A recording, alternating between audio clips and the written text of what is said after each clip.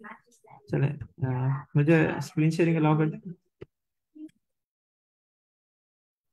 जी sir, एक minute करता हूँ।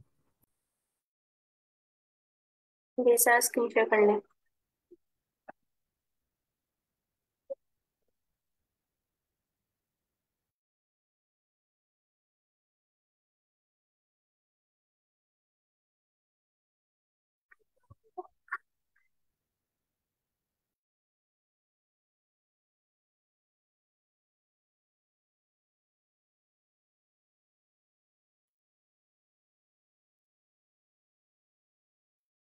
अच्छा, ये ना शुरू में जब फर्स्ट वीक था उसमें थोड़ा सा हम स्ट्रेटेजी अपनी वो करते रहे ट्यून। तो अभी इसकी सब्सक्रिप्शन मैंने लिया तो इसको ना हमने स्टार्ट किया था लास्ट वीक में।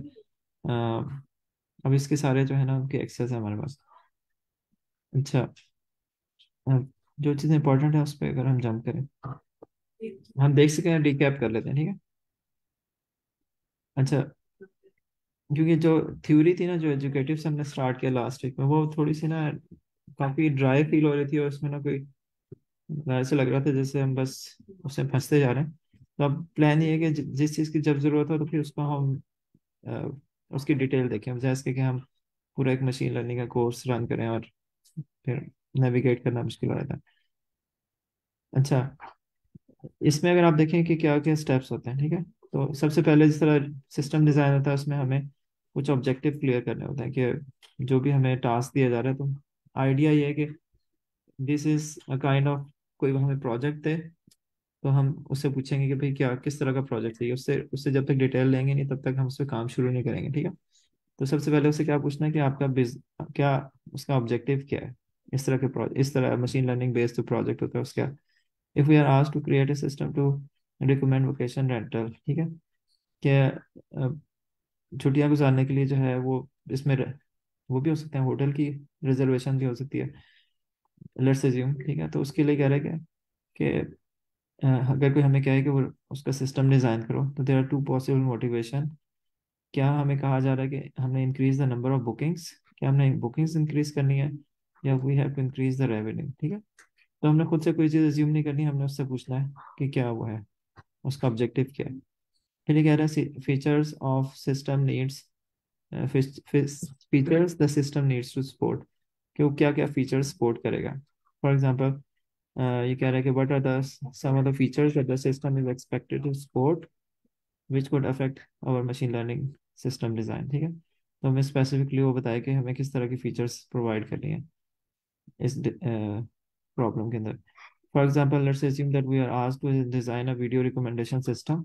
अगर हमने वीडियो रिकमेंडेशन सिस्टम डिज़ाइन करना है, ये इसकी एग्जांपल दी हुई, we might want to know if the users can like और डिसलाइक रिकमेंडेड वीडियोस, ठीक है। हमें ये भी पूछ सकते हैं कि क्या हमें लाइक और डिसलाइक कर सकता है, इस तरह की फीचर्स हमने इसमें रखनी है, as those interaction and could be use to label training data, ठीक है। एक ब्रॉडर पिक्चर अगर हमें आस्ते आस्ते मिलना शुरू होगी तो बस just be patient. What are the data sources, तो हमें पता हो कि डेटा सोर्सेज में क्या क्या थे, how large the data set is and is the data labelled.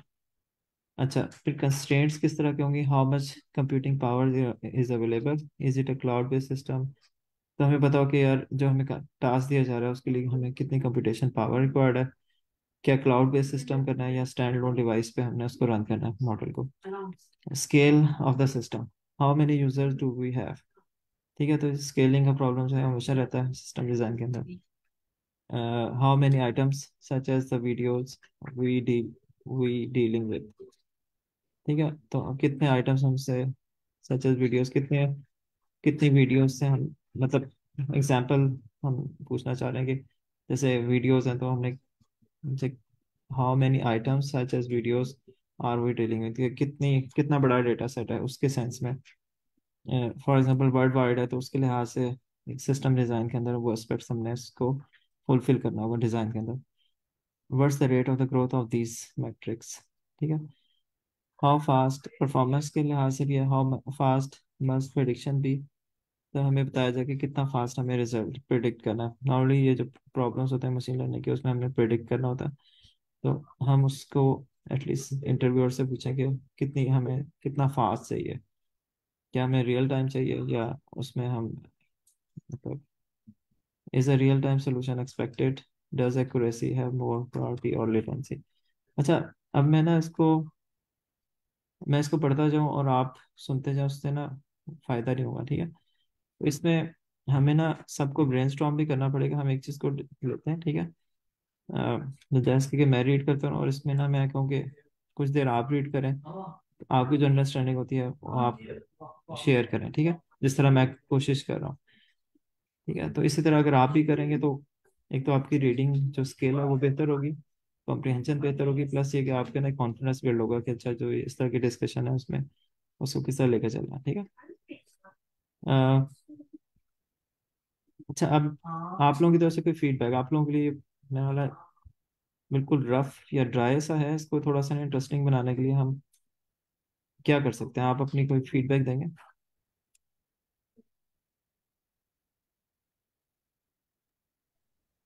तो ये तो बिल्कुल ही नहीं हुआ है। सॉरी, आपकी बात समझ नहीं है। ये तो बिल्कुल ही नहीं हुआ है ना हमारे लिए, मतलब मेरे लिए तो बिल्कुल ही नहीं हुआ है। हाँ, लेकिन कोई बात नहीं, मतलब दिस मटेरियल उसका एक ग्रेजुअली वो मतलब चीज़ें ऐड होंगी, जिस तरह हम बाकी सिस्टम डिज़ाइन की बात करते हैं, इस तरह ये भी एक सिस्टम डिज़ाइन है, ठीक है।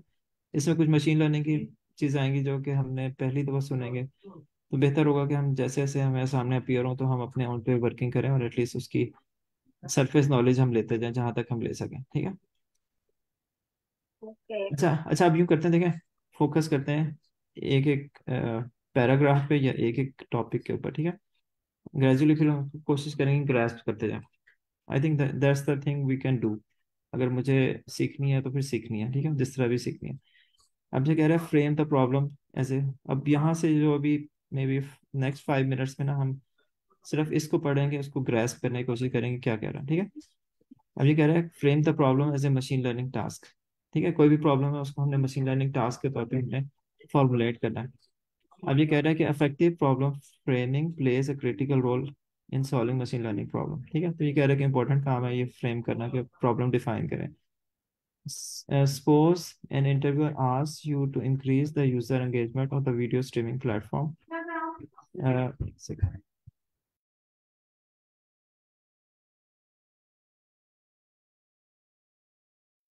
अच्छा, अब इसमें यह है कि ये कह रहा है कि एग्जांपल दे रहा है कि अगर इंटरव्यू ये कहता है कि increase the user engagement of the video, एक बंदा वीडियो स्ट्रीमिंग प्लेटफॉर्म जैसे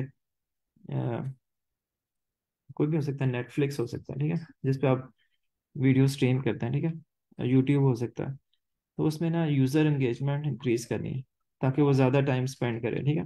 ज़्यादा टाइम स्पेंड करने का मतलब है कि वो जितना जितना ज़्यादा स्पेंड करेगा तो हो सकता है वो फर्दर जो है मतलब रेंट कर सकते हैं आप चीज़ों को स्ट्रीमिंग वेबसाइट्स पे, जैसे नेटफ्लिक्स में आपको कोई नई मूवी आई है, तो जितना यूज़र ज़्यादा उस पर टाइम स्पेंड कर रहा है वो आपके लिए प्रेफरेबल है, ठीक है। तो आपने फॉर एग्जांपल इस तरह का टास्क है कि आपने यूज़र को एंगेज करना, एंगेज मीन उसने अगर एक वीडियो देख लिया तो उसको सजेस्ट करें कोई एज मतलब उसी के जो इंटरेस्ट के लिहाज से जो उसने ऑलरेडी उसकी पास में जो वॉच किए हैं वीडियोस, उसके लिहाज से आप सजेस्ट कर सकें, ठीक है। मैं ये ज्यूम कर रहा हूँ कि इस तरह की रिकमेंड कर रहा है तो उससे वो he will keep on watching. Similarly YouTube के ऊपर एडवर्टीजमेंट्स भी आती हैं तो बहुत सारा बिजनेस रन हो रहा होता है, तो अगर वो आपको एक वीडियो देखने के बाद नेक्स्ट उससे सिमिलर वीडियो जो है वो अपीयर हो, तो देर इज अ चांस कि user he will stay more, spend more time on the website. और अच्छा, lack of the user engagement is critic is certainly a problem, ठीक है। अब यूजर का जो है ना उसमें lack So of use. basically, may I जी add something? जी जी जी प्लीज। Sorry. बेसिकली ये कहना चाह रहा है कि जी लाइक मतलब अगर यूजर एक चीज यूज कर रहा है, लेट्स सपोज यूट्यूब ही की जस्ट वी आर एग्जांपल लेते हैं हम, तो वो एक वीडियो देखता है तो उसी से रिलेटेड उसको उसका इंटरेस्ट बिल्ड करने के लिए उसी से रिलेटेड उसको और वीडियोस दिखाई जाएं, उसकी पाइपलाइन में उसी तरह से हो ताकि वो फर्दर जी उसको जी मूव ऑन करता चला जाए और उसका जो इंटरेस्ट है वो बिल्ड होता जाए। जी। अगर एक पर्सन फॉर एग्जांपल हिंदी या इंडियन मूवी देख रहा है, ठीक है, या एक पर्सन जो है कार्टून देख रहा है, तो उसके लिहाज से जो है वो नेचर ऑफ जो उसकी व्यूअरशिप है ना, मतलब कि उसकी हिस्ट्री क्या है, कि उससे आइडिया लगाया जाए कि उसका इंटरेस्ट क्या है, तो उसी तरह की वीडियोस उसके सामने रिकमेंडेड हों कि आप एक देखते हैं तो नेक्स्ट वो उसी तरह की वीडियो आपको रिकमेंड करेगा। ठीक है, हम आगे चलते हैं, फिर देखते हैं कि क्या फर्दर डिफाइन करेगा। अभी कह रहे हैं lack of user engagement is cert अच्छा, lack of user engagement is certainly a problem. ठीक हो गया, but it's not a machine learning task. अब इसको ये कह रहा है कि यूजर की जो एंगेजमेंट है उसमें कमी जो है ऑब्वियसली एक इशू है, लेकिन ये कह रहा है मशीन लर्निंग टास्क नहीं है। ठीक है, अब इसमें क्यों नहीं है आगे देखते हैं, उसको फर्दर डिफाइन करें। So we should frame it as an machine learning task in order to solve it. कह रहा है कि जब तक हम उसको वो नहीं करेंगे, फ्रेम नहीं करेंगे, ठीक है, उसका स्कोप डिफाइन नहीं करेंगे, तो हम नहीं कह सकते कि हम किस तरह उसकी मतलब देर इज मतलब फोर्सफुली इसको नहीं आप कर सकते ना। देर शुड बी समथिंग, आप उसे as a machine learning task के तौर पर लें ताकि आप उसे सॉल्व करें और देर इज ए चांस कि उसकी एंगेजमेंट बढ़ जाए। ठीक है, in reality we should first determine whether और not machine learning is necessary for solving given problem. ठीक है, तो कह रहे हैं इन रियलिटी आपको ना ये देखना पड़ेगा कि क्या उस प्रॉब्लम मशीन लर्निंग की जरूरत भी है या नहीं। ठीक है, उस प्रॉब्लम को सॉल्व करने की। In an machine learning design interview it's safe to assume that machine learning is helpful. ये कह रहा है क्योंकि जब वो मशीन लर्निंग इंटरव्यू है तो आप उसमें सेफली अज्यूम कर सकते हैं कि he is expecting something related to machine learning. ठीक है, फॉर एग्जांपल आप एक इंटरव्यू में जाते हैं और आपको पता है कि ये जिस पोजीशन के लिए उसके लिए मशीन लर्निंग एक one of the key thing है, और वो जो आपको प्रॉब्लम फॉर्मुलेट करने को कहेगा, आप उसमें ये एज्यूम कर लें इस बेटर कि ये मैं समहाउ समझ अगर नहीं भी आ रहा मशीन लर्निंग प्रॉब्लम होगा तभी वो आपसे पूछा जा रहा है। ठीक है, तो अभी उस इंटरव्यू के पर्सपेक्टिव में वो कह रहा है एज्यूम कर लें। इन रियलिटी जो है वो लाजमी नहीं है कि हर जगह पे आप मशीन लर्निंग यूज करें। अच्छा, आगे चलते हैं। So we can frame the problem as a machine learning task by doing the following, defining the machine learning objective. ठीक है, तो जब भी कोई टास्क होगा तो उसमें क्या होगा, एक ऑब्जेक्टिव डिफाइन करेंगे। ठीक है, जो आगे हम देखेंगे तो वो इसी चीज़ को हम फ्रेमवर्क को रखेंगे माइंड में कि शुरू में जो भी है उसमें मशीन लर्निंग ऑब्जेक्टिव डिफाइन होगा। फिर क्या करेगा, स्पेसिफाइंग द सिस्टम इनपुट और आउटपुट, क्या क्या इनपुट है और क्या आउटपुट है ये डिफाइन होगा। Choosing the right machine learning category. ठीक है, तो हमें जो है हमें देखना पड़ेगा कि मशीन लर्निंग कैटेगरी में किस चीज मतलब किस कैटेगरी से बिलोंग करता है ये प्रॉब्लम, सुपरवाइज लर्निंग है, अनसुपरवाइज है, या डीप लर्निंग का प्रॉब्लम है। ठीक है, तो ये जो है ना तो ये डिटरमाइन अब हम ये डिटरमाइन कैसे करेंगे कि इसमें मशीन लर्निंग लगेगा कि नहीं लगेगा? जैसे उसने ऊपर बोला ना कि वो पहले हमको देखना पड़ेगा कि हाँ एमएल यूज होगा कि नहीं होगा, वो फिर हम कैसे देखेंगे? हाँ, वो यही कह रहा है कि रियलिटी में ना लाजमी नहीं है कि आप हर प्रॉब्लम के अंदर मशीन लर्निंग लगाएं, लेकिन जो आपको इंटरव्यू सेटिंग के अंदर जो बात पूछी जा रही है तो ये सेफ सेफ के ये क्या मतलब सेफ कह लें या it's better to to assume कि ये जो भी टास्क है उसमें मशीन लर्निंग यूज करनी ही करनी है।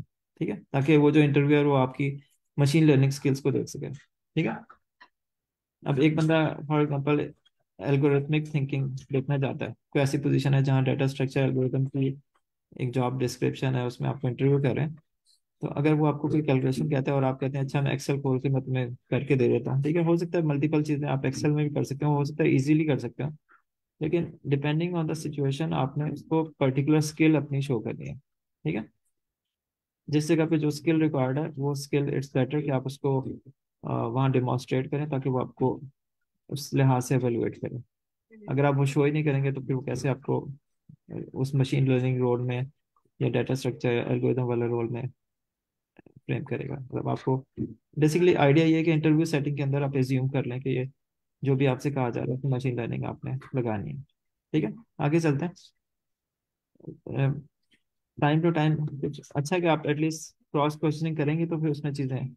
अच्छा, अब हमने ना नेक्स्ट जो एक वो है ना फोकस वो इस सिर्फ इतने से कंटेंट्स पे रखना है। ठीक है, और हमने ये देखना है कि इसमें से हम हो सकता है कुछ चीज़ें मुझे समझ आ जाए कुछ आपको आ जाए। ठीक है, तो हमने इस तरह करके शेयरिंग करनी है। अभी कह रहा है ऑब्जेक्टिव क्या होगा, मशीन लर्निंग ऑब्जेक्टिव। ठीक है, ये कह रहा है business objective can be to increase the sales by 20% और to improve the user retention. ठीक है, तो ऑब्जेक्टिव क्या हो सकता है कि आपने ना सेल्स जो है वो 20% इंक्रीज करनी है। ठीक है, मतलब this can be one of the objective. अब किस तरह करनी है क्या होगा ये मतलब this is the final objective. To improve, और अगर कोई इस तरह की वीडियो स्ट्रीमिंग प्लेटफॉर्म है तो वहाँ पर यूजर को रिटेन रखना है आपने, ठीक है। अच्छा, but the objective may not be well defined and we can not train a model simply by telling it increasing sales by 20%। हम ये नहीं कह सकते इस तरह की प्रॉब्लम में कि सेल्स को 20% इंक्रीज कर दो, ठीक है। You have to do some intelligence जिसकी बेस पे देर इज अ चांस कि 20% इंक्रीज हो जाए आपके प्रॉफिट के अंदर, ठीक है, सेल्स के अंदर, ठीक है। तो समझ आ गई कि ये क्या करा है। मतलब सॉफ्टवेयर कुछ नहीं करेगा, आपने बेसिकली प्रॉब्लम सिर्फ फॉर्मुलेट करना है कि उसके ऑब्जेक्टिव को अचीव कर सकें आप। अब देखते हैं किस तरह करेगा। For an machine learning to solve a task we need to translate the business objective into a well defined machine learning objective, ठीक है।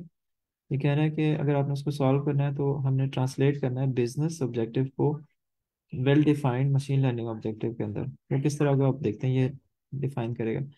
A good machine learning objective is one that the machine learning model can solve, ठीक है। तो ऐसा machine learning objective जो होगा, अगर वो हमसे गुड कह रहे हैं, गुड का मतलब है कि आपने डिफाइन अगर करेक्टली किया जिसको मशीन लर्निंग मॉडल सॉल्व कर सके, तो ये उसको कह रहा है कि दैट्स द रिक्वायरमेंट, ठीक है। Let's look at some examples. अब ये है इवेंट टिकट सेलिंग ऐप, ठीक है। कोई इवेंट है, उसकी टिकट्स सेल करने की कोई एप्लीकेशन है जहाँ पर यूजर जाते हैं और टिकट जो है वो बाय करते हैं, ठीक है। अच्छा, अब इसमें हम विदाउट लुकिंग एट हम जस्ट किस तरह का अज्यूम कर सकते हैं, बजाय इसके कि आप यहाँ देखेंगे बिजनेस ऑब्जेक्टिव क्या, मशीन लर्निंग ऑब्जेक्टिव। मैं उसको नहीं देख रहा, राइट साइड पे जो कॉलम्स है, मैं अपने आप से पूछ रहा हूँ, ठीक है, कि एक एप्लीकेशन हम बिल्ड करना चाह रहे हैं जिसमें ना अ, वो टिकट ज़्यादा सेल हो, मतलब प्रॉफिट तभी होगा जब ज़्यादा लोग वो करेंगे, ठीक है। तो आपके माइंड में क्या आता है कि किस तरह टिकट हम मतलब ज़्यादा सेल कर सकते हैं। मतलब अपने आप से पूछें, थिंक अलाउड करें, without looking the answers you can say.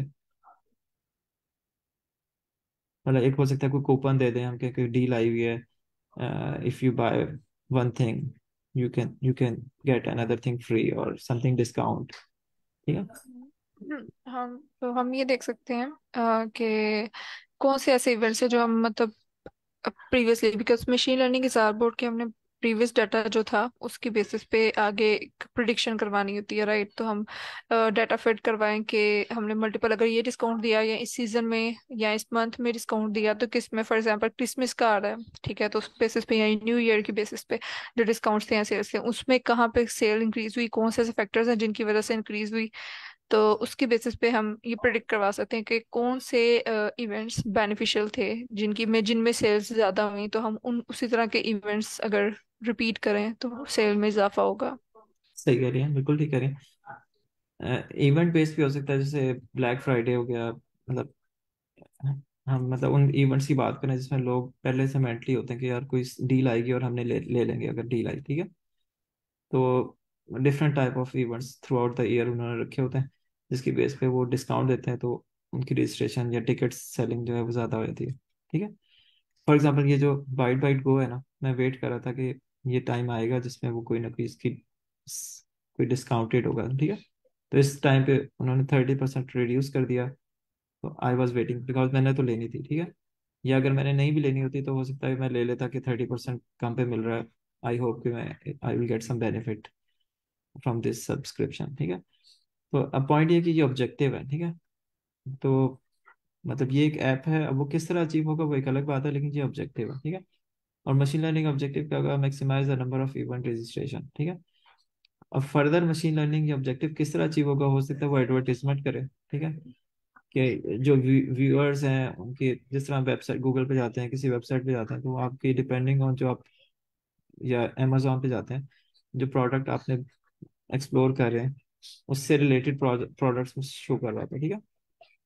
तो इस तरह की चीज़ें जो है ना, वो आपकी हिस्ट्री से लेकर वो आपको कुछ रिकमेंडेशन दे सकते हैं जिसमें मशीन लर्निंग ऑब्जेक्टिव वो फुलफिल करे। तो अभी वो कैसे होगा वो बाद में पता चलेगा, ठीक है। अच्छा, वीडियो स्ट्रीमिंग ऐप में हम थिंक करते हैं कि उसमें ऑब्जेक्टिव क्या होगा। अब ये कह रहा है कि इंक्रीज यूजर एंगेजमेंट, ये हमने पहले देख लिया, इस पर टाइम लगाते हैं। Maximize the time user spend watching videos, ठीक है। तो हम उस टाइम को, ये हमारा ऑब्जेक्टिव है। अब कैसे अचीव होगा बाद में देखते हैं। एड क्लिक प्रिडिक्शन सिस्टम, ठीक है, कि आपको ऐसे एडवर्टीजमेंट शो की जाए कि जो कि प्रिडिक्टेड हो कि आपका जो इंटरेस्ट है उसके लिहाज से मैच है, ठीक है। फॉर एग्जांपल अगर मैं कोई, मतलब ये आपने भी देखा होगा कि अगर मैं कोई ऐसी चीज देख रहा हूँ जिस उसी से रिलेटेड ही आपको यूट्यूब पे वो रिकमेंड कर रहा होता है, या उससे बीच में स्ट्रीमिंग जो बीच में एडवर्टीजमेंट्स आ रही होती हैं, जो कंटेंट्स आप व्यू कर रहे हैं उसी से रिलेटेड ही आ रहे होते हैं, ठीक है। तो इसी तरह ये क्या, इंक्रीज यूजर क्लिक्स, तो इससे क्या होगा कि अगर आपने प्रिडिक्ट करेक्टली कर लिया तो देयर इज अ चांस कि वो उसको क्लिक करेगा और उससे मैक्सिमम क्लिक थ्रू रेट, ठीक है, तो वो एक्सप्लोर करेगा और आपकी जो भी एडवर्टीजमेंट है it will be more kind of efficiently उसको वो करेगा। अच्छा, हार्मफुल कंटेंट कंटेंट डिटेक्शन इन ए सोशल मीडिया प्लेटफॉर्म, ठीक है, हार्मफुल जो कंटेंट्स हैं उनको डिटेक्ट करना इन ए सोशल मीडिया प्लेटफॉर्म, जिस तरह अब ये फेसबुक है और भी जो सोशल मीडिया प्लेटफॉर्म्स हैं, तो ऐसे कंटेंट्स जो कि मतलब रिस्ट्रिक्टेड कह लो या उसकी इनअप्रोप्रिएट कह लें, ठीक है, तो अब उसमें क्या होगा, इम्प्रूव द प्लेटफॉर्म सेफ्टी और accurately predict if a given content is harmful, ठीक है, तो ये देखेंगे कि इस तरह के किस तरह वो बिल्ड करना है। फ्रेंड रिकमेंडेशन सिस्टम भी इसी तरह के, increase the rate at which the users grow there network, अगर आप उनको फ्रेंड्स रिकमेंड करेंगे जो कि मतलब देयर इज अ चांस कि आप उन लोगों को जानते हो या प्रोफेशनली मेरा इंटरेस्ट हो, तो मैं देयर इज अ चांस कि मैं अपने नेटवर्क में ऐड कर सकूं, ठीक है। तो इस तरह के जो maximise the number of form connection, ठीक है, तो ये इन इन ऑब्जेक्टिव्स को हम इस फॉर्म में डिफाइन कर रहे होंगे, ठीक है। अच्छा, अब आगे चलते हैं, मतलब यहाँ तक अगर आपने कोई चीज़ ऐड कर सकें तो अच्छी बात है, अदरवाइज ये कि हम, मैं चाह रहा हूँ कि थोड़ा सा ना इंटरेक्टिव हो ताकि everybody should participate whatever you are understanding. अच्छा, अब इसमें क्या हम सीखेंगे, मतलब ये जो एक छोटा सा एक इस पे फोकस करते हैं कि ये जो आपको इस पेज पे नजर आ रहा है, ठीक है, specify the system input and output, तो हमने माइंड में रखना है, पहले हमने ऑब्जेक्टिव डिफाइन किए थे, फिर हमने इनपुट एंड आउटपुट डिफाइन किए थे, ठीक है। Once we decide on a machine learning objective, we need to define the system's input and output. For example, for content detection on a social media platform, the input is post and the output is whether the post is considered as harmful or not, ठीक है। तो हमारे input जो होगी वो कोई भी post होगी, और आउटपुट जो होगी वो हमने जो डिटरमाइन किया होगा कि whether these contents are appropriate or not appropriate, ठीक है।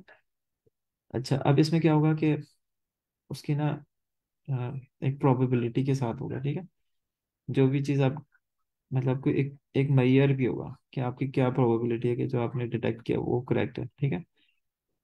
आपकी इनपुट पोस्ट है और आउटपुट जो है वो प्रोबेबिलिटी ऑफ बीइंग अप्रोप्रिएट और इनअप्रोप्रिएट, ठीक है, मतलब ये इसकी आउटपुट होगी, ठीक हो गया। आगे चले,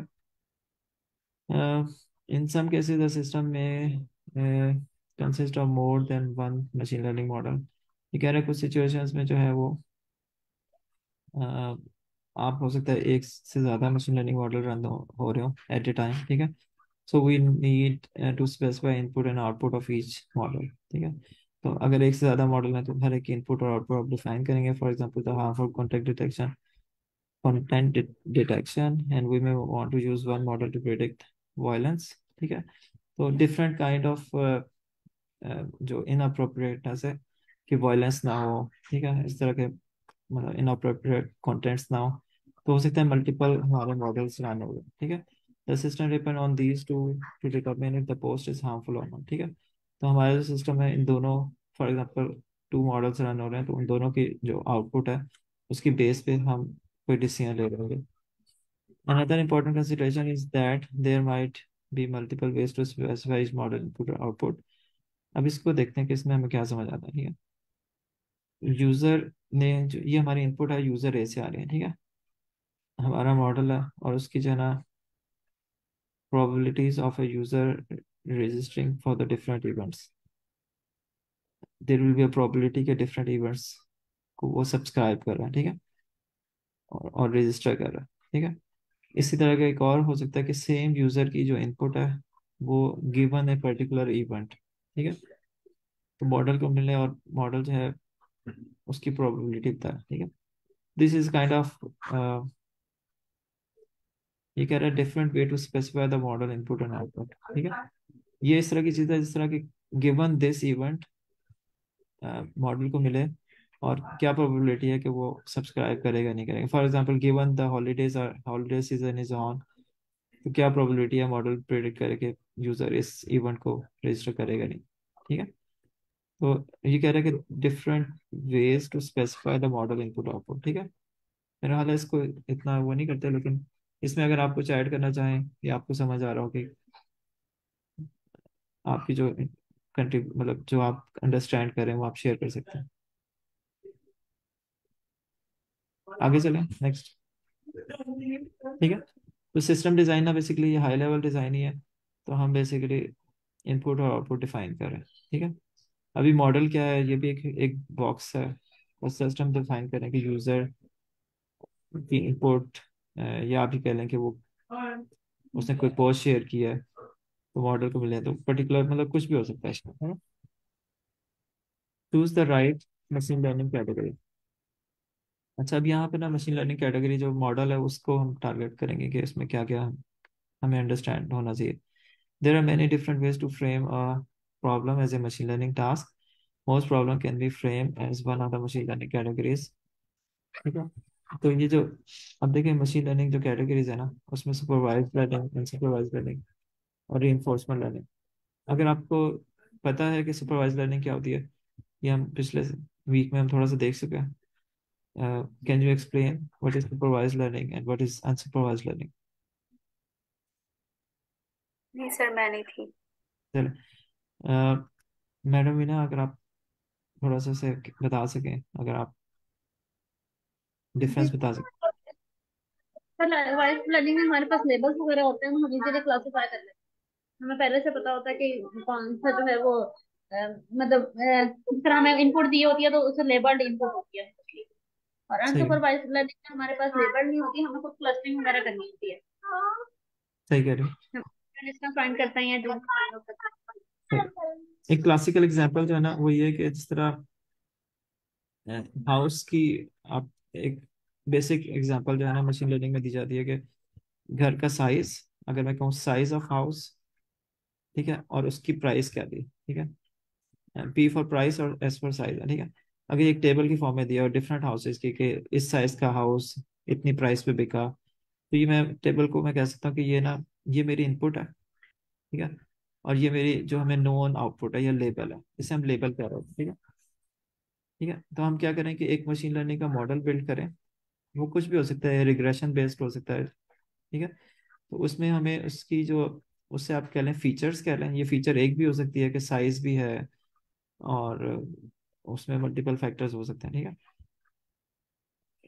अच्छा, तो जो घर के साइज की डिफरेंट फीचर्स हो सकती हैं कि स्क्वायर फीट एरिया कितना है, उसमें कमरे कितने हैं, उसमें बाथरूम्स कितने हैं, तो there can be many many columns. ठीक है, तो ये सेट ऑफ फीचर्स है ना, वो हमारी इनपुट है, और ये हम एक मॉडल बिल्ड करना चाह रहे हैं, और हमारा जो है ना वो जो प्राइस है वो आउटपुट है। ठीक है, तो given a set of prices and given all the features, can we train this model? Can we find what this model is? ठीक है, अच्छा, मॉडल की ना हमें लेबल पता है, तो हम क्या करेंगे कि हम ना मॉडल को ट्रेन करेंगे, और फिर जब हम उसे अननोन इनपुट देंगे ना तो वो हमें प्राइस प्रिडिक्ट करके देगा। ठीक है, हम इसको कैप लगा दें, मतलब कैप मीन के इसके ऊपर इस तरह करके हैट लगा दें कि हम प्रिडिक्ट कर रहे हैं कि हमें कुछ सेट ऑफ फीचर्स देंगे, तो ठीक है, different than this whatever. एक ट्रेनिंग डेटा होगा जिसपे हमने मॉडल बिल्ड किया होगा, और एक टेस्ट डेटा होगा जिसपे हम मॉडल को वैलिडेट कर रहे होंगे या टेस्ट कर रहे होंगे। ठीक है, हम प्रेडिक्ट कर रहे होंगे कि हम कितना एक्यूरेटली प्राइस प्रेडिक्ट कर सकते हैं। ठीक है, तो ये सुपरवाइज लर्निंग है क्योंकि इसमें ना हमें करेक्ट लेबल्स बता दे, जिसकी बेस पे हमने अपने मॉडल को समझाया कि अगर तुम्हारी ये सेट ऑफ फीचर्स हो तो तुम्हारी आउटपुट ये होने चाहिए। ठीक है, समझ आ रही? ये सुपरवाइज लर्निंग है क्योंकि हमें एक सेट ऑफ प्राइसेस बता दो। ठीक है, अच्छा, जी सर। जी, अनसुपरवाइज लर्निंग किस तरह की चीज़ हो सकती है? फॉर एग्जांपल, पास में मैंने थोड़ा सा काम किया, कोई डेटा था। फॉर एग्जांपल मुख्तलिफ बिल्डिंग्स हैं, एक एक यूनिवर्सिटी है, उसके अंदर ना बहुत सारी बिल्डिंग्स हैं। ठीक है, हर बिल्डिंग के अंदर फॉर एग्जांपल एक आपको एनर्जी कंजम्पशन का डेटा पड़ा हुआ है। ठीक है, कि किस टाइम पे कितने यूनिट इस्तेमाल हुए, ठीक है, पूरे लेट से आपके पास एक हिस्ट्री पड़ी हुई है, ठीक है। अब आपको ये नहीं पता कि वो जो डिफरेंट बिल्डिंग्स हैं यूनिवर्सिटी के अंदर, कुछ ऑफिसेज होंगे, कुछ लैब्स वाला एरिया होगा, कुछ क्लासरूम्स होंगी, कुछ हो सकता है पार्किंग गैराज हो, कुछ और डिफरेंट काइंड ऑफ फैसिलिटीज हो सकती हैं, ठीक है। कुछ सिक्योरिटी से रिलेटेड ऑफिसेज हो सकते हैं। पॉइंट ये है कि आपने ना ग्रुप करना है बेस्ड ऑन एनर्जी कंजम्पशन, आपने ग्रुप करना है डिफरेंट बिल्डिंग्स जो है ना किस क्लस्टर से बिलोंग करती हैं। तो आप ना बेसिकली एक सेट ऑफ फीचर्स होंगे, जिस तरह इसमें भी फीचर्स ही होंगे, लेकिन यहाँ पे ना लेबल नहीं हमें पता होगा, हमें पता नहीं होगा क्या करेक्ट आंसर क्या है, ठीक है। तो हमने ना फीचर्स की बेस पे सिमिलर फीचर वाले उनको ग्रुप करना होगा, या उसे क्लस्टरिंग कहते हैं, ठीक है। लेकिन बाद में फिर हम उसे उस क्लस्टर में जो बिल्डिंग्स होंगी, तो उसको हम देख के कह सकते हैं कि इस क्लस्टर में ज़्यादातर वो बिल्डिंग्स हैं जिसमें लैब्स हैं, इस क्लस्टर में ज़्यादातर मोस्टली वो बिल्डिंग्स हैं जिसमें क्लासरूम्स हैं। तो बेस्ड ऑन द स्केजुअल और द एनर्जी पैटर्न और whatever the features in the data, we can only cluster them, but we can not exactly say, हमें करेक्ट लेबल नहीं पता, बेस्ड ऑन द फीचर हम उन्हें बस इकट्ठा कर रहे हैं, ठीक है। तो इसमें क्लस्टरिंग की आती है, एसोसिएशन का मुझे नहीं पता क्या होती है, डायमेंशन रिडक्शन के लिए भी इसको यूज़ करते हैं। अच्छा, अगर सुपरवाइज लर्निंग थी उसमें दो तरह की चीज़ें आती हैं, क्लासिफिकेशन और रिग्रेशन, ठीक है। क्लासिफिकेशन का मतलब होता है कि आपने क्लासिफाई करना है कि ये, फॉर एग्जांपल, इसमें आप किस तरह एग्जांपल देंगे कि आपको डिफरेंट पिक्चर्स अगर दिखा दी जाए, ठीक है। फॉर एग्जांपल आपके पास सेट ऑफ इनपुट्स हैं, डिफरेंट काइंड ऑफ ऑब्जेक्ट्स, ठीक है। उनमें से हर हर जो है ना इमेज, इसे लेट से सेट ऑफ इमेजेस कह लेते हैं, ठीक है। इमेजेस जो है ना वो, हर इमेज के अंदर हम मार्क कर दें कि इस इमेज के अंदर यहाँ पर एक ऑब्जेक्ट है और इसको लेबल कर दें, ठीक है, क्योंकि ये सुपरवाइज लर्निंग में आ रहा है। तो लेबल करते हैं, इसे एनोटेशन भी कहते हैं, ठीक है। और इसको हम कहते हैं कि इस पिक्चर के अंदर या इस इमेज के अंदर पर्टिकुलर कोई कोई पर्सन है, कोई ह्यूमन है, ये भी हो सकता है कोई कार हो, कोई ट्रक हो, कोई और ऑब्जेक्ट हो, ठीक है। तो जब हम अपने मॉडल को इनपुट देंगे ना, और उसके साथ उनके लेबल भी देंगे, ठीक है, ना सिर्फ इमेज दे रहे हैं बल्कि उसके साथ लेबल भी असाइन करें, लेट से एल फॉर लेबल कर रहा हूँ, ठीक है। तो ये जो मॉडल है ये लर्न करेगा, फॉर एग्जांपल डीप लर्निंग का मॉडल है, ठीक है। बहुत ज़्यादा डेटा लेकर वो न्यूरल नेटवर्क को ट्रेन करेगा, और इन लेबल्स की बेस पे वो देखेगा कि मैं कितना एक्यूरेटली कर रहा हूँ। वंस ये ट्रेन हो गया, तो फिर हम उसको सिर्फ इमेज देंगे, हम लेबल नहीं देंगे, तो वो हमें लेबल प्रेडिक्ट करके देगा, ये क्लासिफिकेशन बताएगा कि ये जो है इसमें पर्टिकुलर ऑब्जेक्ट प्रेजेंट है या नहीं। ये भी बता सकता है कि वो अगर प्रेजेंट है तो उसको लोकलाइज कर सकता है, ठीक है। तो इसको हम ना, बाइनरी का मतलब है वो सिर्फ प्रेजेंट या नॉट प्रेजेंट की बात कर रहे हैं, और मल्टी क्लास का मतलब है कि मे बी वो इस एक सेट ऑफ डिफरेंट क्लास जो ऑब्जेक्ट्स है ना वो बताया कि अच्छा इस इमेज के अंदर ये वाला ऑब्जेक्ट इस जगह पे प्रेजेंट है, ठीक है। अगर आप कहीं पे सर्च करें ना, एक बहुत कॉमन ऑब्जेक्ट डिटेक्शन के लिए यूज करते हैं, योलो कहते हैं, ठीक है। योलो ना एक उसके मल्टीपल वर्जन हैं, जैसे मशीन लर्निंग मॉडल है डीप लर्निंग बेस्ड, ठीक है। तो वो क्या करता है, ऑब्जेक्ट डिटेक्ट करता है, उसमें डिफरेंट क्लास ऑलरेडी ट्रेंड है, आप जस्ट उसको रन करें तो वो आपको ह्यूमंस भी डिटेक्ट करके देगा, मतलब कोई पैदल चलने वाला है, कोई साइकिल वाला है, एनिमल्स डिटेक्ट कर, बहुत ज़्यादा बिग क्लास ऑफ ऑब्जेक्ट्स पे वो ट्रेन हुआ हुआ है, ठीक है। जैसे आप उसको इमेज देंगे तो वो ऑलरेडी वो ट्रेंड है, तो वो आपको बताएगा कि किस जगह पे उसकी, मतलब इस इमेज के अंदर डिफरेंट ऑब्जेक्ट्स जो है बेसिकली मल्टी क्लास उसको ऑब्जेक्ट्स को डिटेक्ट कर रहा है, ठीक है। आगे चलते हैं अभी फिलहाल। अच्छा, रीइंफोर्समेंट लर्निंग, अगर आप बता सकें रीइंफोर्समेंट लर्निंग क्या होती है,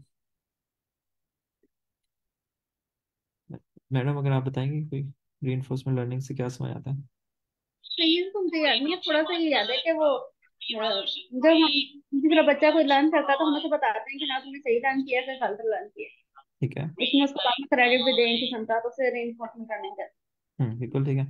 तो मतलब उसमें ना हम machine machine set of actions perform करती है, और एट द एंड हम उसको बता रहे होते हैं कि आपके जो एक्शंस थे वो राइट थे या नहीं थे, ठीक है। जैसे बच्चा कोई भी चीज़ करता है, लर्न करता है, तो वो हम उसे बताते हैं कि ये ना करो या ये, हम खुश होते हैं, ठीक है।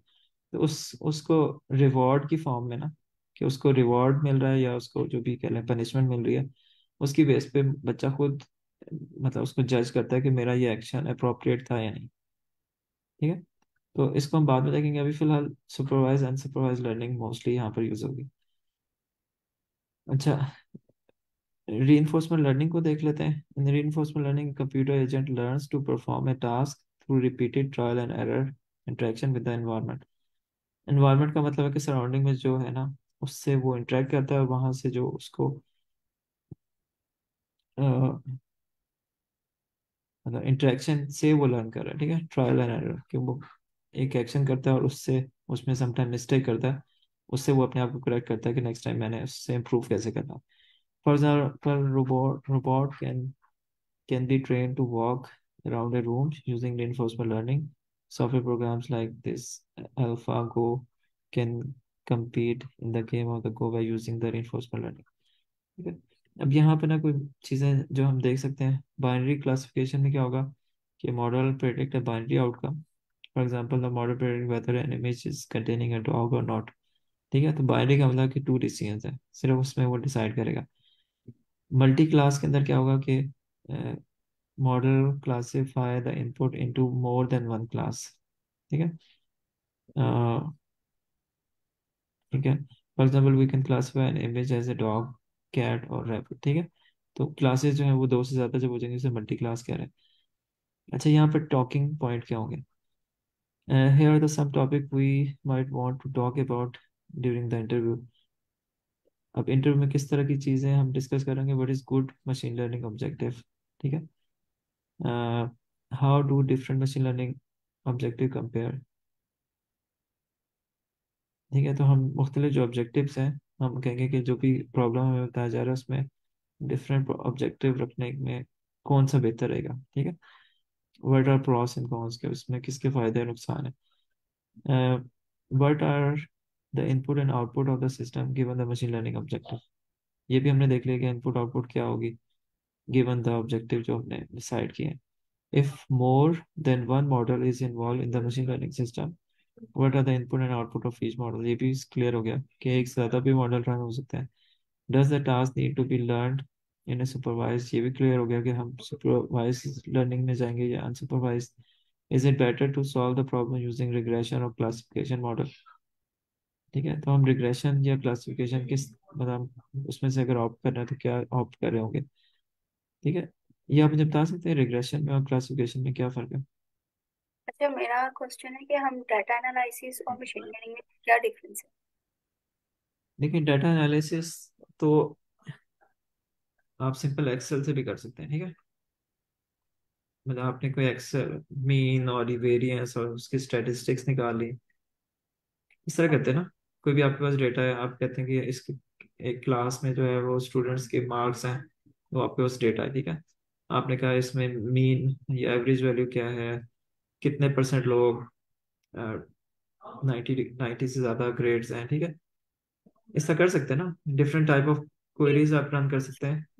आप बेशक सीक्वल क्वेरी कर लें या आप एक्सेल में कर लें, किसी तरह से भी कर लें. मतलब आप डेटाबेस से डायरेक्ट इंटरेक्ट कर रहे हो या आपके पास कोई CSV फाइल हो, आप उसको कर लें. ठीक है, ये मशीन लर्निंग में ना नॉर्मली हम मतलब जो मेरी अंडरस्टैंडिंग है वो ये कि आप एल्गोरिदम यूज कर रहे होते हैं. ठीक है, और मेनली आपको ना एक बेसिक आनी चाहिए कि आप जो काम कर रहे हैं वो एल्गोरिदम क्या कर रहे हैं. ठीक है, मोस्टली जो हमारा काम होता है ना वो ये होता है कि आपने डेटा को किस तरह उस फॉर्मेट में प्रोवाइड करना है जो वो पर्टिकुलर लाइब्रेरी उसको वो पर्टिकुलर एल्गोरिदम लगाकर वो आपको रिजल्ट्स दे देगी. ठीक है, एल्गोरिदम खुद नहीं लिखना होता, या मॉडल ट्रेनिंग में लगाना है तो ट्रेनिंग के लिए कुछ APIs होंगी, उसको वो डेटा किस फॉर्म में उसको हम देंगे और उसको रन करेंगे, मॉडल ट्रेन हो जाएगा तो हमें कुछ आउटपुट्स देगा, और उसको हम कुछ ट्रेनिंग टेस्टिंग की APIs होंगी जो उस मॉडल को इनपुट लेंगी और हमें गिवन इनपुट के अगेंस्ट प्रेडिक्ट कर देंगे आउटपुट. ठीक है, तो हम हमारा जो एल्गोरिदम है ना वो मोस्टली ऑलमोस्ट 100% हम कोई लाइब्रेरी यूज कर रहे होते हैं मशीन लर्निंग के अंदर. ठीक है, जो ऑलरेडी जो एल्गोरिदम्स हैं मोस्टली उन्हीं को ही यूज कर रहे होते हैं. सिर्फ हम ना डेटा को प्रोवाइड कर रहे होते हैं, जैसे इमेजेस का हैं बहुत सारे. ठीक है, मतलब इमेजेस हैं, उसमें आपने अपने मॉडल को ट्रेन करना है. ठीक है, आपने एनोटेट किया इमेजेस को उस फॉर्मेट में, आपने अपने एल्गोरिदम को दे दिया. अब वो क्या लाइब्रेरी यूज कर रहा है वो हमने चूज किया, हमें एक बेसिक पता कि ये लाइब्रेरी करती क्या है, हमें ना डिटेल नहीं पता होती. मतलब डेटा एनालिसिस से मतलब ये हायर लेवल का काम है कि एक मॉडल को आप ट्रेन करें, और मॉडल को आप बस डेटा दे रहे हैं, वो उसमें से फीचर नॉर्मली खुद एक्सट्रैक्ट करता है।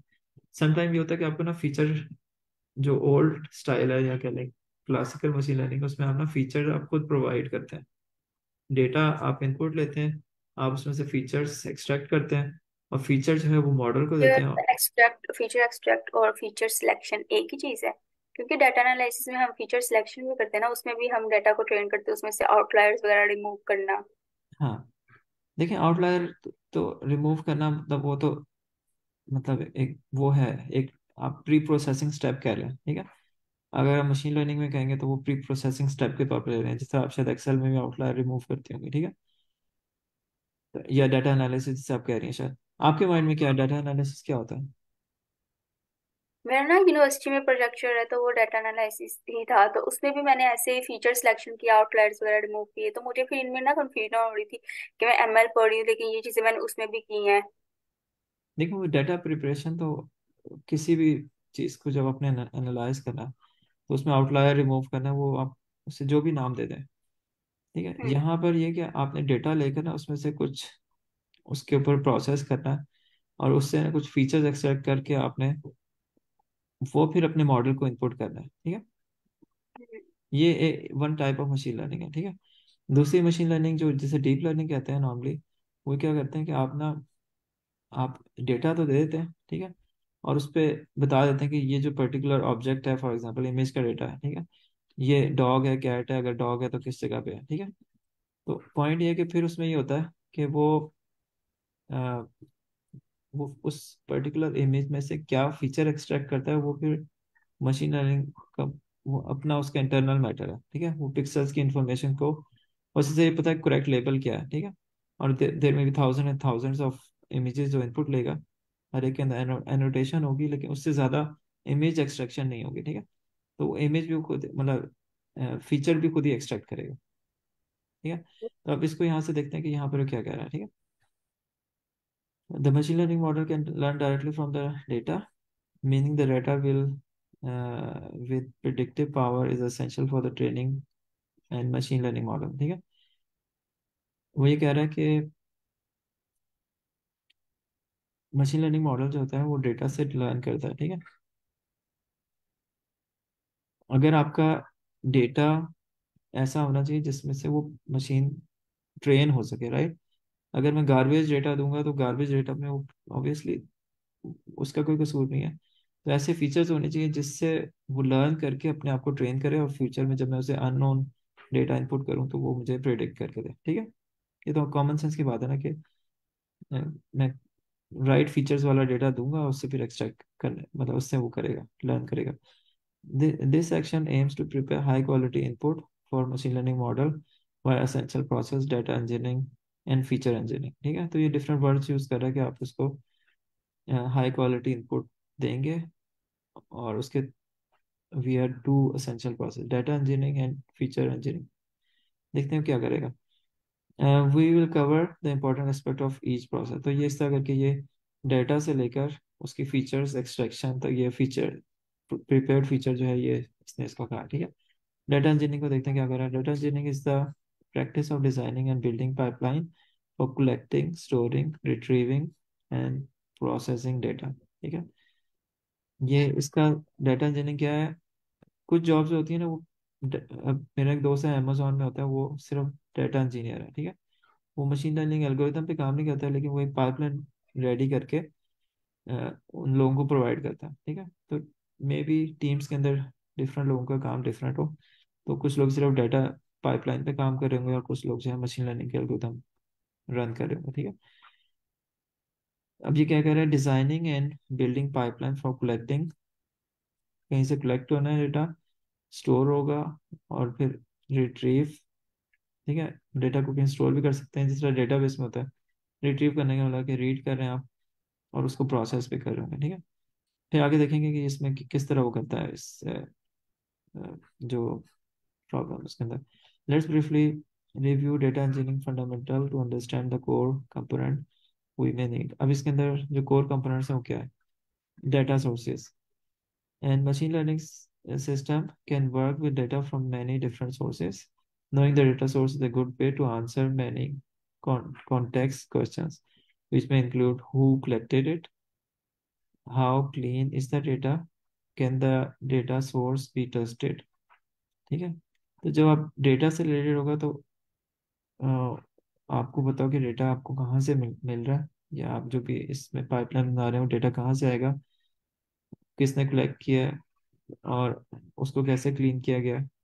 जैसे आप आउटलायर कह रही हैं, इस तरह की चीज़ें जो है अगर वो उसमें क्लीनिंग के उसमें आ जाएगा। Can the data source be trusted, ठीक हो गया। जो भी डेटा है उस पर आप उसको यूज़ कर रहे हैं तो उसमें क्या उसके कंटेंट्स मतलब आप ट्रस्ट करेंगे, ठीक है। Is the data user generated और सिस्टम जनरेटेड, ठीक है। यूजर जनरेटेड का मतलब यह है कि यूजर जनरेटेड का मतलब आपके माइंड में क्या आता है कि यूजर ने जनरेट करके दिया है, या फिर वो यूजर्स का डेटा इकट्ठा किया, ठीक है। मतलब कुछ लॉग्स होंगे जो जैसे यूजर से रिलेटेड है। अब मुझे नहीं पता यूजर जनरेटेड को किस तरह किस सेंस में ले रहा है। आपके माइंड में क्या आता है कि सिस्टम जनरेटेड क्या हो सकता है, यूजर जनरेटेड क्या हो सकता है। मे बी हमारे पास उनसे अलॉट ऑफ डाटा होता है ना, जो प्रीवियस ईयर्स का भी पड़ा हुआ होता है, ऑब्वियसली वो एक सिस्टम जनरेट करेगा ना ठीक है। अलॉट ऑफ डाटा जो हमारे पास होता है। और जो यूजर आई थिंक वो फिर मॉडिफाई कर कर जो आउटलायर्स वगैरह रिमूव करके जो न्यू डाटा मतलब वो आई थिंक फिर यूजर जनरेट करते हैं। ठीक है, यूजर जनरेटेड से मेरे माइंड में ये आता है कि जैसे एनोटेशन है ना।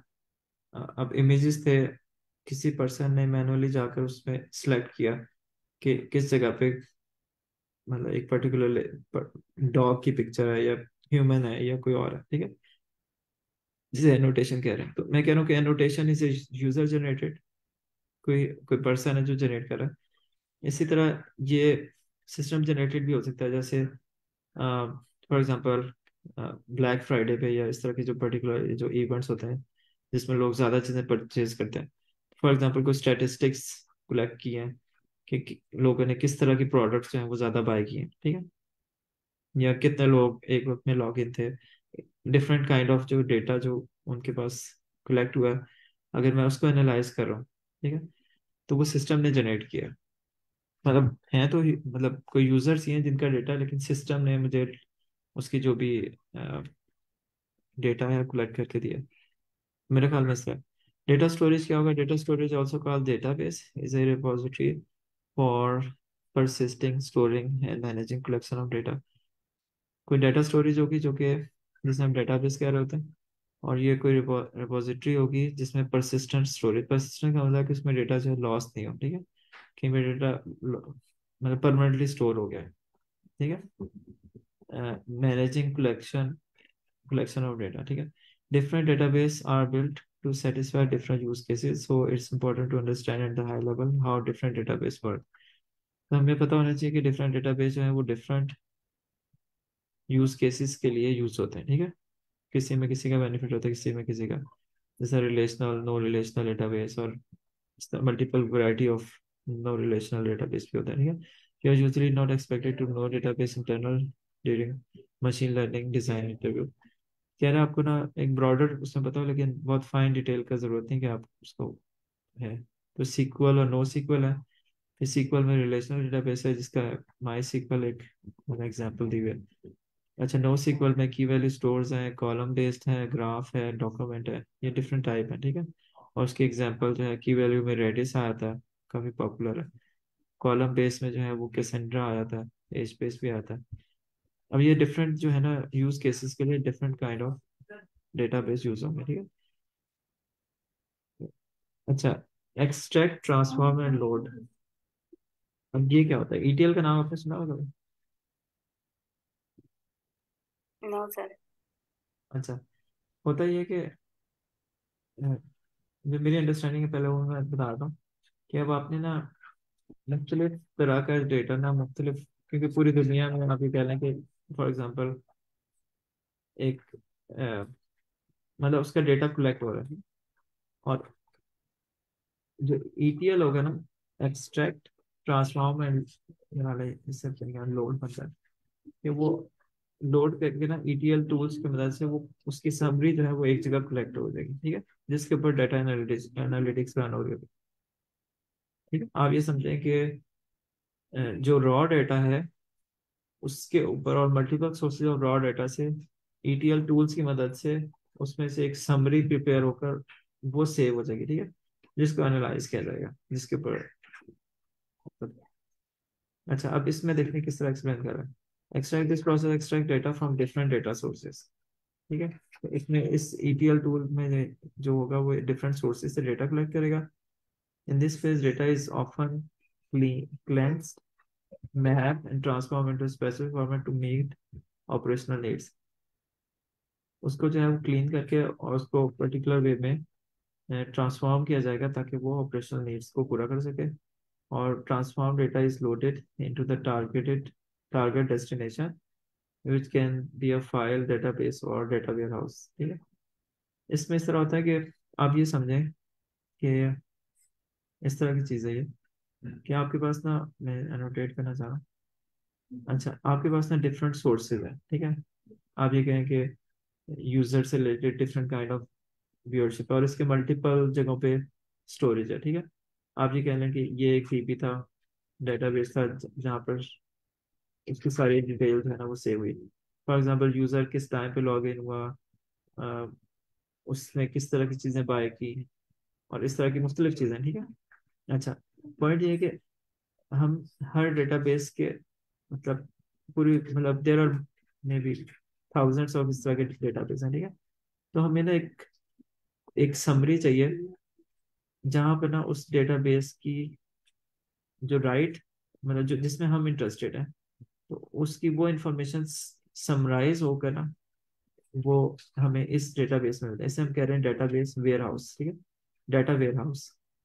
ठीक है, तो इसमें इस फॉर्म में डेटा है जो कि हमारे लिए इजी टू एनालाइज है। ठीक है, तो ये जो ट्रांसफॉर्म हो रहा है ना कि सारे डेटाबेस से जो एक्सट्रैक्ट हो रहा है तो ये ETL टूल्स जो है ना ये कर रहे होते हैं। ठीक है, और ETL टूल लाजमी नहीं कि वो हर करे, में भी वो वंस इन एवरी डे करेंगे कि सारे डेटा इसके अंदर जो लॉग हुआ है। सर ETL एक अलग टूल है कि डिफरेंट प्रोसेस को ETL का नाम दिया हुआ है? ये ETL ने यहाँ पर एग्जिस्ट कर रहा है कि ये एक पीरियोडिक वे में इन सारे डेटाबेस से डेटा को एक्सट्रैक्ट करके, ठीक है, और ट्रांसफॉर्म करके, लाजमी नहीं कि जिस तरह ओरिजिनल फॉर्म में था उसी तरह वो उसको सेव करे सारा डेटा को। ठीक है, इस तरह तो बहुत ज़्यादा डेटा हो जाएगा, तो उसमें जो पर्टिकुलर उसकी जो आप कह लें समरी कह लें या उसकी उसमें से जो ट्रांसफॉर्म करके जिस फॉर्म में हमें एनालाइज करना है तो ये डेटा वेयर हाउस के अंदर स्टोर करेगा। ठीक है, तो ये डेटा वेयर हाउस अगर आप यूट्यूब करेंगे ना तो आपको समझ आ जाएगा डेटा वेयर हाउस क्या है। एक डेटा वेयर हाउस होता है और कुछ डेटा लेक्स होते हैं। ठीक है, अभी मैं डेटा लेक्स की बात नहीं कर रहा लेकिन डेटा वेयर हाउस बेसिकली यही कह रहा है। उसमें जो है ना वो लोड होता है, मतलब ये डेटा वेयर हाउस है, इसका तो मैं डेटा वेयर हाउस कह रहा हूँ, DTW समझ रहे हैं। ठीक है, तो जितने भी हमारे सोर्सेज हैं जहाँ से वो एक्सट्रैक्ट हुआ, फिर ट्रांसफॉर्म हुआ और फिर लोड हो गया हमारे डाटा वेयर हाउस के अंदर। ठीक है, तो यहाँ पर भी इसने ये एक्सप्लेन किया होना चाहिए। सर मेरा तो फुल कोर्स है, फुल बुक का एक डाटा वेयर हाउस पे। अच्छा, इस तो आपने ज़्यादा अच्छा एक्सप्लेन कर सकती है ना। मैं तो वो बुक कभी पढ़ी भी नहीं। नहीं कोई बात नहीं, लेकिन आप जब पढ़ेंगे तो फिर आप हमें बता सकते हैं कि क्या आपने प्लान किया। जी। ठीक है, अच्छा, इसको मैं अच्छा, अब इसमें क्या है कि एक्सट्रैक्ट है, डेटा सोर्सेस से एक्सट्रैक्ट किया जिसमें डेटाबेस है, लॉग्स हैं, फाइल्स हैं। ठीक है, ट्रांसफॉर्म किया उस फॉर्म में जो कि हमें जिस फॉर्म में हमने डेस्टिनेशन में लोड करना है। ठीक है, और फिर क्या है, हमने लोड किया टारगेट डेस्टिनेशन के अंदर, इसको डेटा वेयर हाउस कह रहे हैं। अच्छा, अब डेटा टाइप्स क्या क्या हो सकते हैं। In machine learning data types differ from those in programming languages such as int, float, strings. At the high level, design data types can be broken down into two types, structured and unstructured data. अच्छा, अब जो data जो है वो उसकी types जो है वो कह रहा है कि वो स्ट्रक्चर्ड फॉर्म का मतलब कि रोज एंड कॉलम्स के फॉर्म में होगा और वो न्यूमेरिकल वाला भी हो सकता है, कैटेगोरिकल भी हो सकता है। ठीक है, न्यूमेरिकल में क्या डिस्क्रीट वैल्यूज भी हो सकती हैं, कंटिन्यूस भी हो सकती है। और कैटेगोरिकल में ऑर्डिनल एंड नॉमिनल दो कैटेगरीज हैं, डिस्कनेक्टेड क्या है। अनस्ट्रक्चर्ड में क्या होगा, ऑडियो वीडियो इमेज टेक्स्ट, ये सारा अनस्ट्रक्चर्ड डेटा होगा, मतलब रोज एंड कॉलम्स की फॉर्म में नहीं है बल्कि अनस्ट्रक्चर्ड है। ठीक है, तो ये हमारे एक जेनेरिक उसमें टू टू कैटेगरीज हैं। स्ट्रक्चर डेटा, इसको ना बस क्विकली यहाँ तक एंड करते हैं। यहाँ तक बस एंड कर देते हैं, ये जो एक पैराग्राफ लिखा हुआ है। अच्छा, स्ट्रक्चर डेटा फॉलोइंग ए प्री डिफाइंड डेटा स्कीमा, ठीक है, whereas unstructured data doesn't. For example, data names, addresses, credit card numbers, anything that can be represented in tabular format with rows and columns can be considered as structured data. Unstructured data refer to the data with no underlying data schema, such as images, audio, video, and so on. So, summarize the key difference between the structured and structured data. अच्छा, इसमें क्या difference है? Pre defined schema होती है structure के अंदर, unstructured schema नहीं होती। ठीक है, स्कीमा आप समझते हैं ना क्या होता है डेटाबेस की टर्म में, कि आप ये अज्यूम करिए कि जो डेटा इस टेबल में आएगा उसमें ऑल एट्रीब्यूट्स उसके होंगे प्रेजेंट। ठीक है, तो हर जो रिकॉर्ड होगा या हर रो होगी उसके अगेंस्ट हर एट्रीब्यूट उसका होगा। ठीक है, अच्छा, उसमें क्या होगा, सर्च करना इजी होगा, नो अनस्ट्रक्चर में सर्च करना डिफिकल्ट होगा। स्ट्रक्चर में क्या होगा, रिलेशनल नो स्कीमा का डेटाबेस। क्या मतलब है? जी, जी मैडम। नो स्कीमा का क्या मतलब है?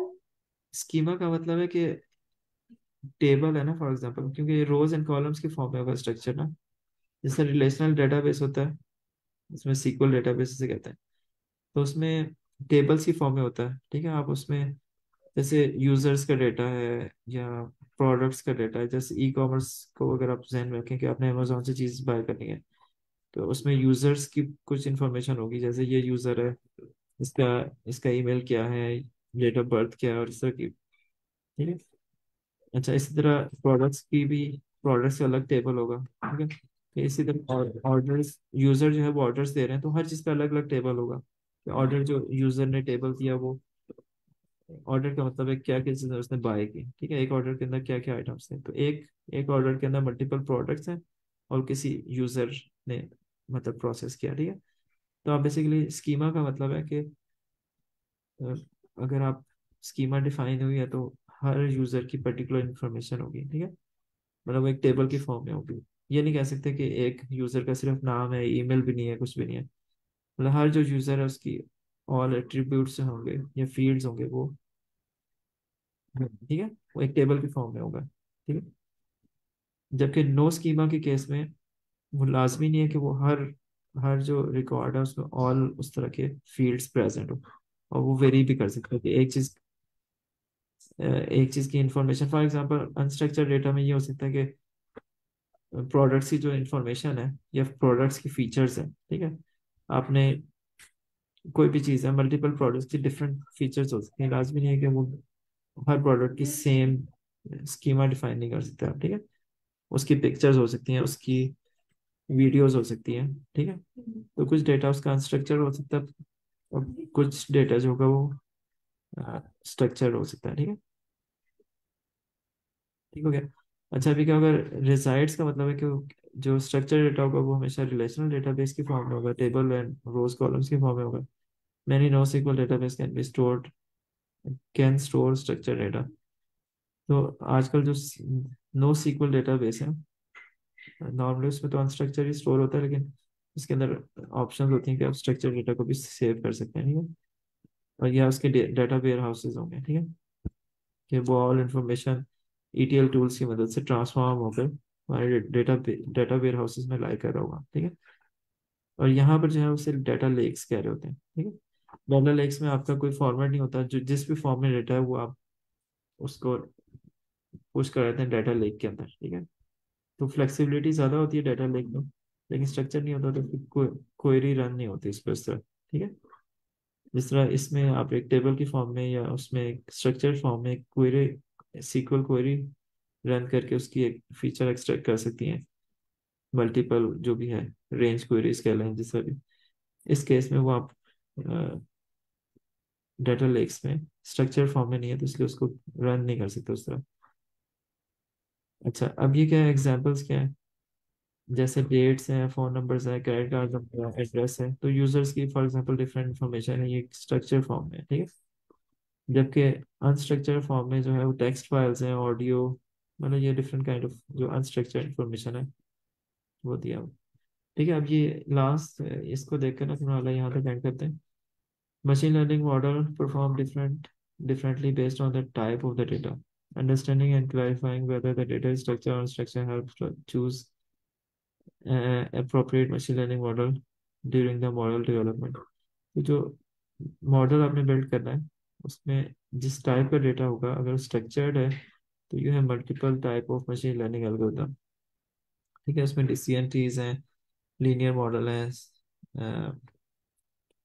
एसवीएम क्या आता है, स्टेट वेक्टर मशीन होती है, और नाइफ बेस, ये different type of machine learning algorithms है, ठीक है। और के नियरेस्ट नेबर्स क्लस्टरिंग टाइप का होता है, ठीक है। और डीप लर्निंग में वो स्ट्रक्चर के ऊपर भी लग जाती है, अनस्ट्रक्चर के ऊपर लग जाती है, लेकिन ये जो अनस्ट्रक्चर डेटा है इसमें डीप लर्निंग काफी ज्यादा पॉपुलर है, ठीक है। जैसे इमेजेस और इन चीजों पे अनस्ट्रक्चर डेटा के अंदर डीप लर्निंग मॉडल जो है वो ज्यादा मतलब वो यूज करते हैं। इसमें आप देख लें, आपको कोई और चीज अगर देखनी है, नहीं तो फिर कल कंटिन्यू कर लेंगे, चलो। चलो से थैंक यू, फिर कल कंटिन्यू करते हैं यहाँ से आगे थोड़ा सा। ये चीजें अगर आप देख कर आए कि एसवीएम क्या होता है, के नियरेस्ट नेबर क्या होता है, मतलब ये जस्ट टर्मिनोलॉजीज अपेयर हो रही है, तो एटलीस्ट हमें आइडिया हो कि डिसीजन ट्रीज क्या होते हैं, बेसिक बेसिक बिल्कुल आप सरफेस नॉलेज अगर ले सकें। जी सर। चलें, थैंक यू, अल्लाह हाफिज़। अल्लाह हाफिज।